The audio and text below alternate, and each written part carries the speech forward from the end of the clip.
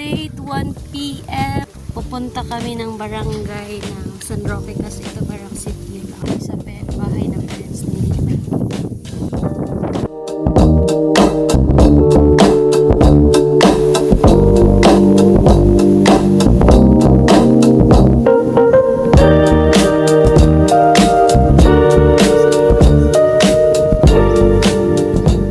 It's 4 p.m. Nakabalik na kami sa farming. And yung trabaho namin ngayon, itatanim ng mani, nag-fins, tapos may gumagawa ng trellis ng kamatis. So, Kuya Joboy and Kuya Erwin isar sa pag-ayos ng trellis ng ampalaya.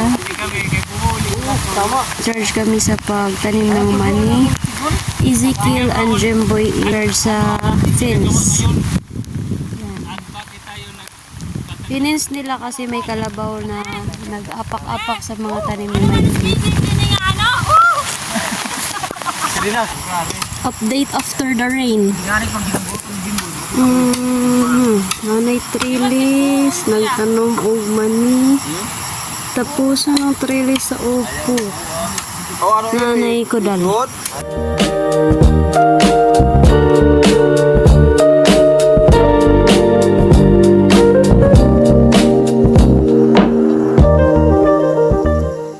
Nindot, man sakto paghimog trellis.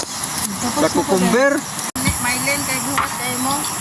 1 month wala nagtrabaho, Nay? Ay, so, si Maylin. Kasi may lina ka, parang Diyan ka na po doon sa pagkadlaw. Believe na ka, bro? O, tanawa ko no.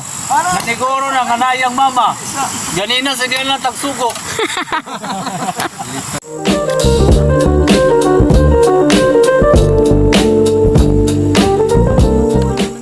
Hi guys, it's already 5:30. Ngit-ngit na dire.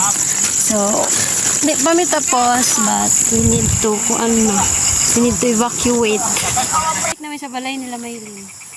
So, adi ang iya mother, to-visit ni. So, ang mga wala dala, ipadala niya kuan. Hawaiian.